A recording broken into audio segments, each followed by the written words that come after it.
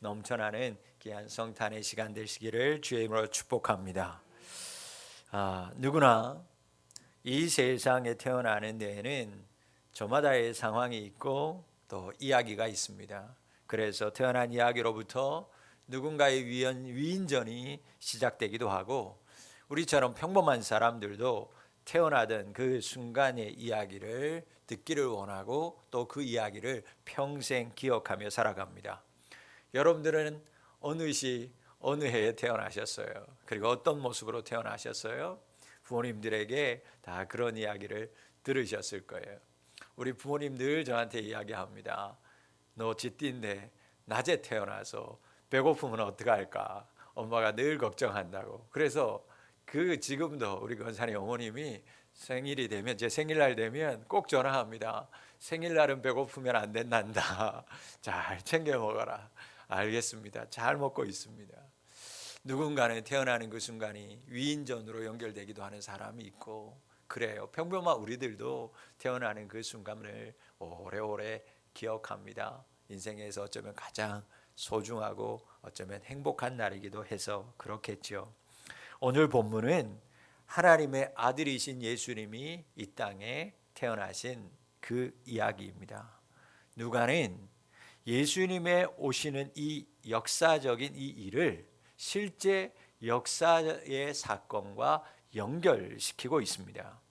오늘 읽지는 않았지만 여러분, 오늘 본문 2장 1절 말씀을 보면 역사적인 인물 한 사람이 등장하죠. 오늘 본문에 보면 2장 1절의 말씀에 보면 그 사람이 누구라고 등장하고 있어요?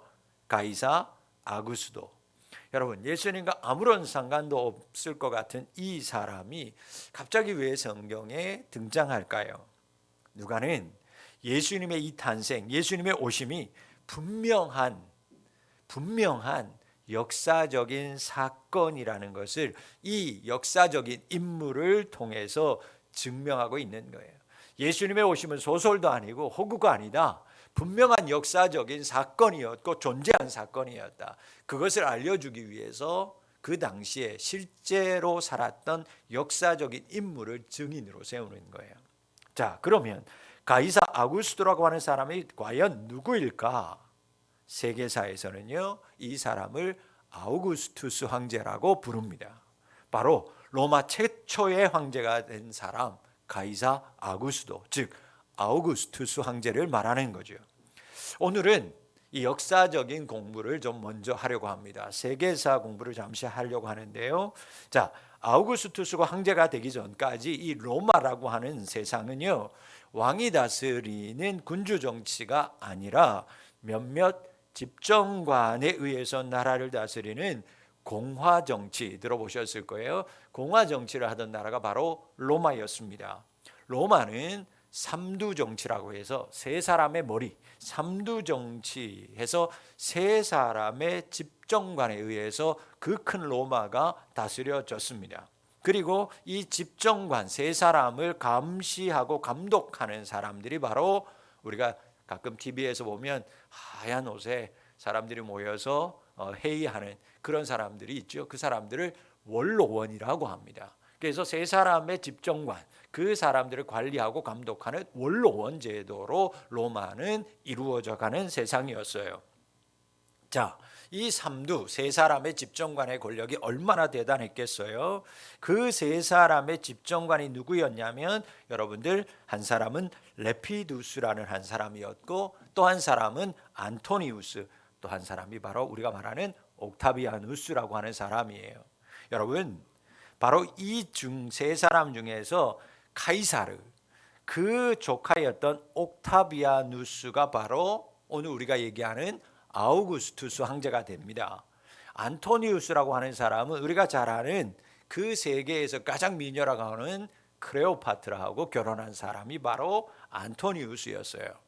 자, 아우구스투스는 결정적으로 아키움 해전에서 이 클레오파트라의 남편이었던 안토니우스의 군대를 격파하면서 정권을 완전히 장악합니다. 그리고 로마를 강한 황제가 다스리는 나라를 만들어요. 이 사람의 권세가 얼마나 대단했는지 원로원에서도 함부로 할 수 없어서 그의 이름을 바로 옥타비아누스에서 장엄하고 숭고하며 최고로 숭배를 받을 만한 사람이라는 뜻의 이름을 가진 아우구스투스로 이름을 바꿔줍니다. 황제 이름을 주는 거죠. 황제 이름을. 우리나라도 여러분 왕의 이름이 있고 실제 이름이 있잖아요. 그러니까 이 아우구스투스 원래는 바로 안토니우스, 옥타비아누스였는데 이 옥타비아누스를 이 사람들이 원로원에서 아우구스투스 신의 존재로 올려버립니다. 이제 이 아우구스투스는요 완전히 로마에서 신적인 존재가 됩니다. 이 아우구스투스가 1절 말씀에 보면 천하에 호적을 하라라는 명령을 내립니다. 이유는요 간단했어요. 자신의 백성들이 과연 얼마나 되는지 인구조사를 한 후에, 인구조사하는 이유는 뭐겠어요? 세금을 걷어내기 위함이었어요. 그래서 호적을 명령합니다.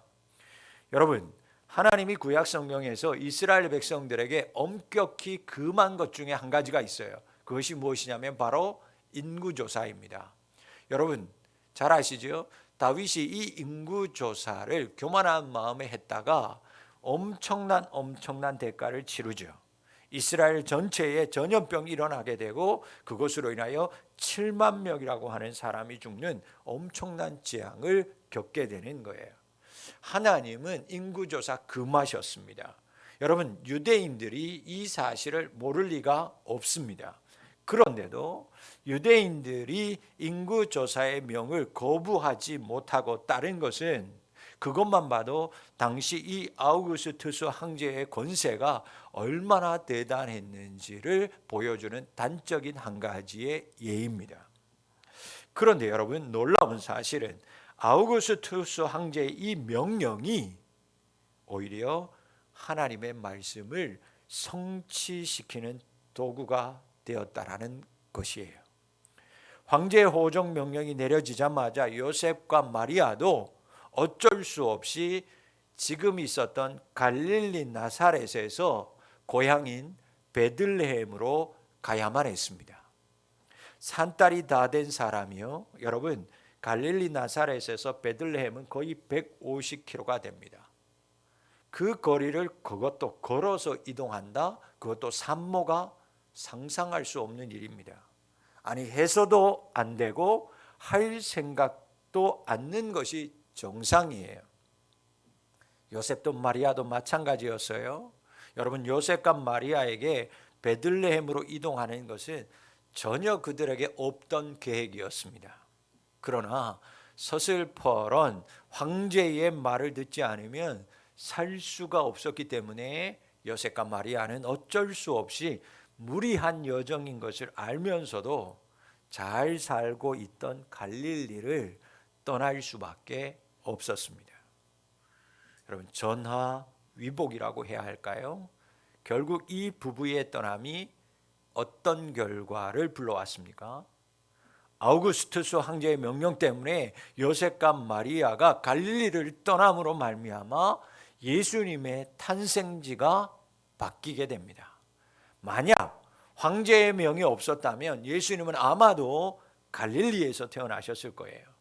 그런데 이 무서운 황제의 명령 한마디 때문에 예수님의 탄생지가 갈릴리에서 갑자기 베들레헴으로 바뀌는 일이 변수가 생긴 것입니다. 우연 같지만 어쩌다 일어난 일 같지만 여러분 이 일은 모두 하나님이 만세 전부터 준비하셨던 것입니다. 미가서 5장 2절 말씀에 우리가 잘 아는 말씀이 나옵니다. 베들레헴 에브라다야 너는 유다 족속 중에 작을지라도 이스라엘을 다스릴 자가 내게서 내게로 나올 것이라. 미가 선지자가 예수님의 탄생을 예언하는데 그 탄생지는 베들레헴이 될 거라고 예언했어요. 여러분 베들레헴에서 이스라엘을 다스릴 사람 메시아 왕이 나올 거다라고 미가 선지자가 예언합니다. 그런데 이 예언의 말씀이 이루어질 수 없는 상황이었어요. 그런데 예수님과 전혀 상관도 없을 것 같던 이 황제의 명령 때문에 선지자의 예언이 성취되는 결과를 가져오게 되는 거예요. 여러분 놀랍지 않습니까? 여러분 미가 선지자는 주전 700년대에 활동했던 선지자의 점을 감안한다면 여러분 하나님은 최소 700년 전부터 오늘 이 일을 준비하고 있었다라는 거예요. 그리고 이 일을 위해서 예수님과 아무런 관계도 없을 것 같았던 로마의 황제를 들어서 하나님이 사용하고 있어요.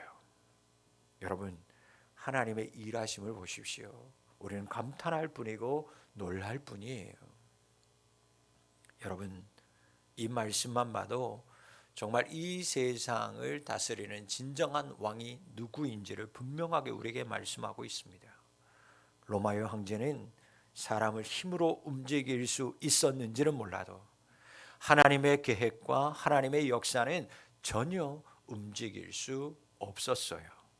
인간 황제는 자신의 통치를 위해서 단지 명령한 것이었지만 그 의도와 상관없이 하나님은 바로 그 일을 사용하셨어요. 상황은 이로 역전되었습니다. 사랑하는 성도 여러분, 그러니 세상의 일로 놀라지 마십시오. 세상의 두려움 때문에 위축되지도 마십시오. 하나님은 그 모든 것들을 합력하여 선을 이루고 계신 줄 믿습니다. 우리가 알거니와 하나님을 사랑하는 자, 그 뜻대로 부르심을 입은 자들에게는 모든 것이 합력하여 선을 이루느니라. 두려워하지 말라, 내가 너와 함께함이니라. 놀라지 말라, 나는 내 하나님이 됨이니라. 너를 굳세게 하리라. 참으로 너를 도와주리라. 야곱아, 너를 창조하신 여호와께서 지금 말씀하시느니라. 이스라엘아, 너를 지으신 이가 이제 말씀하시느니라. 너는 두려워 말라, 내가 너를 구속하였고 내가 너를 지명하여 불렀나니 너는 내 것이라. 네가 물 가운데로 지나갈 때에 내가 너와 함께 할 것이라. 강을 건너갈 때에 물이 너를 침몰치 못할 것이며 네가 불 가운데로 지날 때에 타지도 아니할 것이라. 불꽃이 너를 사르지도 못하리니 대전하는 여호와 내 하나님이요 이스라엘의 거룩한 이요 내 구원자임이라. 할렐루야. 여러분, 지금 나에게 허락된 가장 두려운 사건 뒤에, 나를 힘들게 하는 그 무엇인가 뒤에 하나님이 지금도 오늘도 일하고 계심을 믿으시기를 주의 이름으로 축원합니다. 그 위협과 두려움 가운데 하나님은 여러분을 위한 놀라운 일을 지금 진행하고 계시는 중이에요. 하나님은 여러분의 역사와 여러분의 시간 속에서도 지금 동일하게 일하고 계시고 준비하고 계심을 믿고 잠잠히 하나님만 바라보는 우리 성도님들이 되실 수 있기를 축원합니다. 자, 이제 하나님의 계획이 베들레헴에서 이루어지기 시작합니다. 시골 작은 동네, 그것도 마국간에서 만삭이 된 마리아가 몸을 눕히는 거예요. 그리고 구유에서 염을 통해서 예수님이 탄생하십니다. 그리고 이 소식은 목자들에게 가장 먼저 전달됩니다. 천사를 본 목자들은 이제 천사를 보았으니 자신들은 죽을 거야 라고 두려워 떨었지만 천사는 이내 그들을, 목자들을 안심시킵니다. 그리고 목자들에게 온 백성에게 미칠 큰 기쁨의 좋은 소식을 전합니다. 오늘 다윗의 동네에 너희를 위하여 구주가 나셨으니 곧 그리스도 주시니라. 여러분, 기쁜 소식이 뭡니까? 복음입니다. 복음이 무엇입니까? 구주가 나셨다라는 거예요. 그리스도 주가 태어났다라는 것, 그것이 바로 기쁜 소식, 복음인 줄 믿습니다. 그런데 지금은 우리는 그것을 복음으로 여기지만 당시에 많은 사람들이 그것을 복음으로 여기지 않았어요. 당시 로마 시대를 사람들에게 기쁜 소식, 복음이라고 하면 로마가 전쟁에서 승리했다라고 하는 승전보가 바로 기쁜 소식, 복음이었습니다. 그리고 그들에게 있어서 또 하나의 기쁜 소식, 복음은 다른 것이 아니라 황제의 아들이 태어났다라는 소식만이 기쁜 소식, 복음이었어요. 그런데 목자들에게 전해진 기쁜 소식, 복음은 저들이 기다리고 있던, 기대하던, 아니 그동안 사람들에게 들어왔고 귀에 익숙한 복음이 아니었습니다. 천사가 전하여 준 복음은, 기쁜 소식은 구주가 나셨다는 믿기 힘든 소식이었습니다. 아기 예수가 나셨는데 그분이 바로 너희를 구원할 구원자, 메시아, 그리스도라는 소식이었습니다. 예수님은 인간이 신이 되어버린 시대 한가운데 황제가 구원자가 되고 황제의 아들과 황제의 집안이 복음이 된 시대 속에 아주 조용히 온 인류의 복음으로 태어나셨어요. 그분의 태어나심은 좋은 곳에서, 화려한 곳에서 시작되지 않았습니다. 보시는 대로 여관도 잡을 수가 없어서 허름하고 냄새나는 구유, 여물통에서 태어나셨습니다. 여러분, 세상은 강한 것을 보려고 합니다. 강한 것을 주목합니다. 높은 것을 바라봅니다. 어느 누구든지 강해지려고 하고 어느 누구든지 능력이 많기를 애씁니다. 교회는 예외일까? 아니요. 교회도 마찬가지입니다. 강하고 능력이 있기를 원하는 것에 예외는 없어요. 그러나 예수님은 초라한 모습으로 이 땅에 오셨습니다. 당시의 기준으로는 도저히 복음이 될 만한 기준도 주목받을 만한 모습도 아니었습니다. 아기 예수님의 모습에는, 구유에 누워있는 아기 예수님의 모습에는 어떤 능력도 어떤 권세도 보이지 않았습니다. 사랑하는 푸른비전교회 성도 여러분, 낮고 낮은 곳에 오신 예수님은 낮은 곳으로 임한다라는 것을 기억하실 수 있기를 축복합니다. 그래서 예수님은 낮은 곳으로 다니십니다. 그리고 그 낮은 곳에서 낮은 사람들을 만나십니다. 의인이 아닌 죄인을 부르러 오셨고 실제 죄인들의 친구로 예수님은 사셨습니다. 그러므로 사랑하는 성도 여러분, 아기 예수님이 낮고 천한 곳에 오셨듯이, 예수님이 낮고 천한 자들의 친구가 되셨듯이 우리도 예수님을 만나려면 낮은 곳으로 가야 합니다. 기억하시기를 바랍니다. 예수님은 늘 낮은 곳에 계십니다. 여러분, 예수님은 늘 낮은 곳에 계시기 때문에 나도 우리도 낮은 곳으로 가야만 예수님 만날 수 있습니다. 여러분들의 심령이, 여러분들의 실제의 삶이 낮은 곳에 거하는, 그래서 예수님을 만나며 사는 복된 인생이 되실 수 있기를 주의 이름으로 축원합니다. 예수님 경배하기 위해 처음 온 사람이 누굽니까? 목자들. 아무도 주목하지 않던 그 시대의 주변인이었습니다. 당시 목자들은 낮은 사람들이었습니다.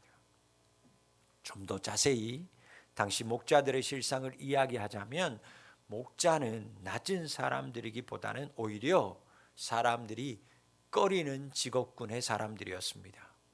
당시 팔레스타인에 사는 사람들은 목자라고 하면 믿을 만한 사람이 못 된다라고 생각했습니다.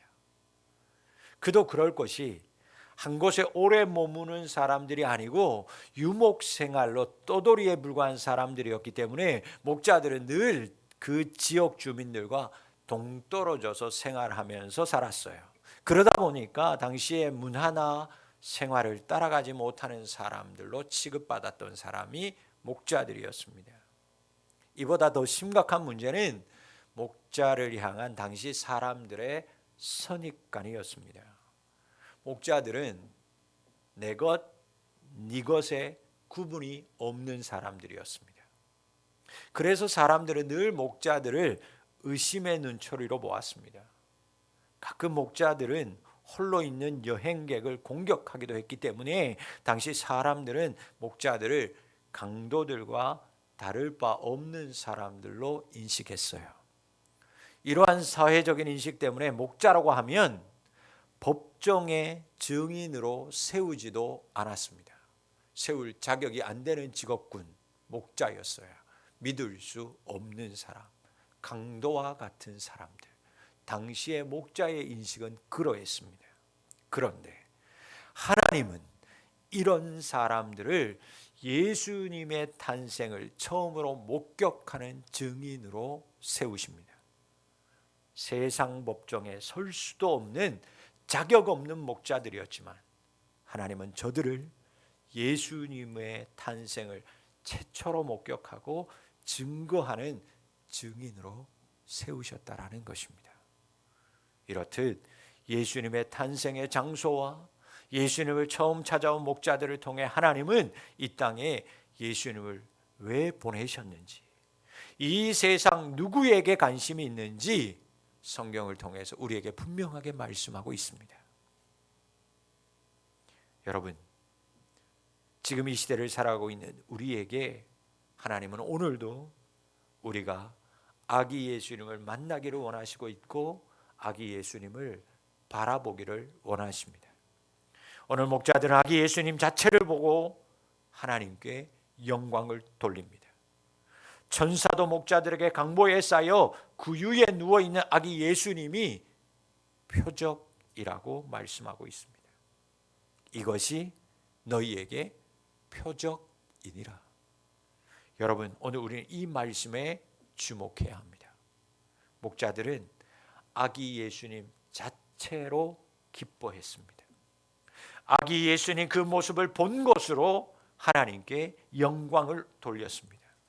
천사들은 목자들에게 구유에 누워 계신 예수님이 표적 그 자체라고 말씀했습니다.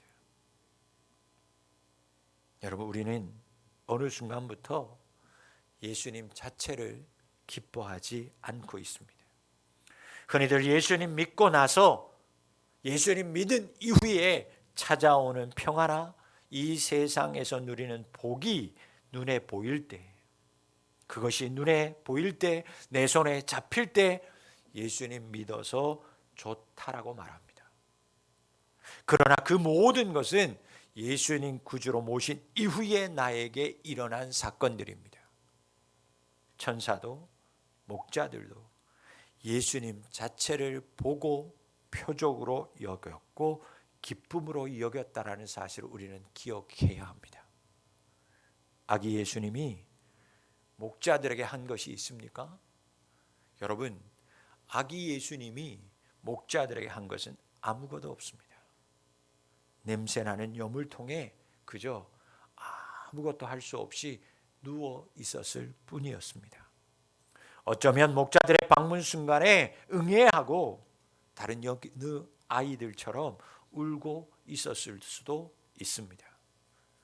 찾아온 목자들에게 어떤 표적을 베풀지도 않았고 그 현장에는 그 어떤 기적도 일어나지 않았습니다. 예수님은 그저 평범한 아기일 뿐이었습니다. 그러나 목자들은 그 평범한 아기 예수님 자체를 바라보았고 그 아기 예수님 자체로 기뻐했습니다. 사랑하는 푸른비전교회 성도 여러분, 우리 모든 성도님들도 예수님 자체를 기뻐하는 신앙인들이 되실 수 있기를 주의 이름으로 축원합니다. 예수님 자체가 나에게 기쁨이 되고 삶을 바꿀 계기임을 믿어야 합니다.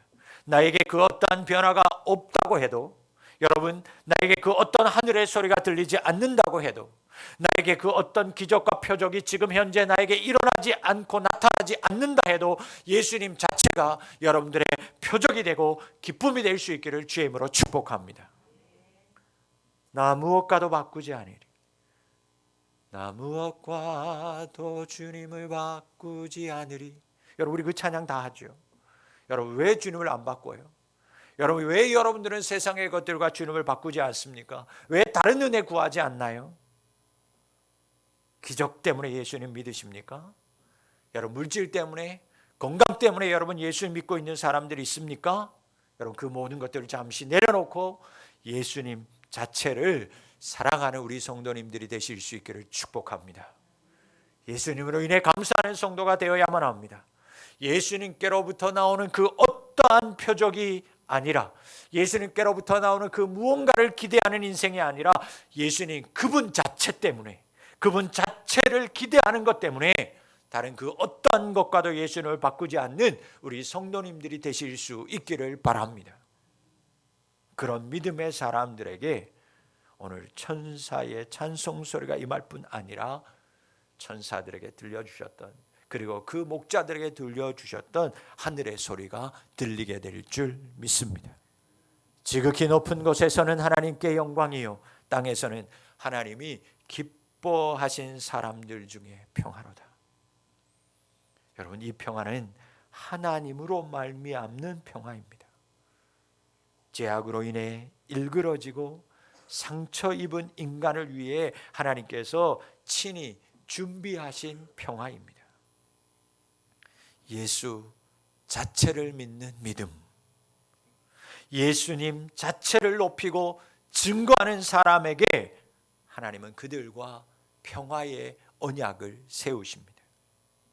사랑하는 성도 여러분, 하나님과 인간 사이에, 여러분 보세요, 하나님과 나 사이에 평화가 언약이 이루어진다면 그 평화의 덕을 누릴 수 있는 것은 어느 쪽일까? 하나님과 나 사이에 평화의 언약이 세워진다면 그 평화의 덕을 누리며 맛보며 사는 사람은 과연 누굴까? 하나님일까요? 아니요. 덕을 보는 건 우리 자신인 줄 믿습니다.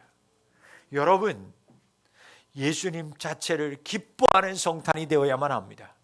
그때 하나님과 나 사이에 온전한 평화가 연결되고 회복되기 때문입니다. 낮고 낮은 모습으로 오신 예수님, 낮고 낮은 사람들을 초대하시는 예수님이 탄생하신 성탄절입니다. 여러분, 낮은 자리로 다시 가십시오. 그곳에 예수님이 계십니다. 두려워하지 마십시오. 역전됩니다. 여러분의 역사와 시간 뒤에 하나님이 지금 일하고 계십니다. 예수님 자체를 기뻐하십시오. 예수님 자체가 확실하고 가장 분명한 큰 표적입니다. 이를 믿는 자에게 하나님의 평화가 저들의 마음과 생각과 인생 가운데 임합니다. 이 놀라운 역전의 역사와 깊고도 깊은 성탄의 평화가 하나님의 일하심을 믿는 오늘 우리 모든 성도들의 심령 위에 넘쳐날 수 있기를 주의 이름으로 축원합니다. 예수님 자체를 이제 표적으로 믿고 기뻐하는 우리 성도님들, 그 위에 하나님의 평화가 연결되어지고 그 평화를 누리며 사는 복된 인생이 될 줄 믿습니다. 오늘 다윗의 동네에 우리를 위하여, 여러분을 위하여 아기 예수님이 구주로 이 땅에 태어나셨습니다. 그 예수님을 찬양하십시오. 그분의 평화가 여러분들 위해 넘쳐나게 될 줄 믿습니다. 기도합니다. 살아서 역사하시는 아버지 하나님, 이것이 너희에게 표적이니라. 예수님 자체를 기뻐하는 성탄되게 하여 주시옵소서. 그때 내 안에 모든 두려움과 어둠들이 사라지게 하시고 온전한 평화가 회복되게 하여 주시옵소서. 교만했던 우리들의 마음과 생활을 낮춥니다. 그리고 낮은 곳으로 임하신 주님께로 나아갑니다. 주님, 만남의 역사가 일어나게 도와 주시옵소서. 우리는 알지 못하지만 지금도 나를 위해 역사 가운데 일하고 계신 아버지 하나님, 주님을 보기를 원합니다. 믿기를 원합니다. 주님을 높이는 삶을 살기를 원합니다. 나보다 더 열심으로 역사하시며 나의 인생을 주관하시고 이끌어 가시는 주님 찬양합니다. 주여, 나를 붙드소서. 주님의 역사 속에 나아가고 들어가는 저희들 되게 하여 주시옵소서. 그 어떠한 것이 보이지 않아도 예수님을 믿는 그 믿음으로 날마다 승리하는 저희들, 예수님을 높이는 저희들, 주님이 주시는 평화를 누리는 저희들 되게 하여 주시옵소서. 구하오니 주여, 이 땅, 이 나라, 이 민족 모든 열방 위에 주의 평화가 임하게 도와주시고 모든 병마가, 모든 바이러스가 소멸되게 하여 주시옵소서. 주님이 모든 왕의, 모든 세상의 왕인 줄 믿사오니 주여 다스려 주시옵소서. 예수님의 이름으로 감사하며 기도하옵나이다. 아멘. 찬송가 100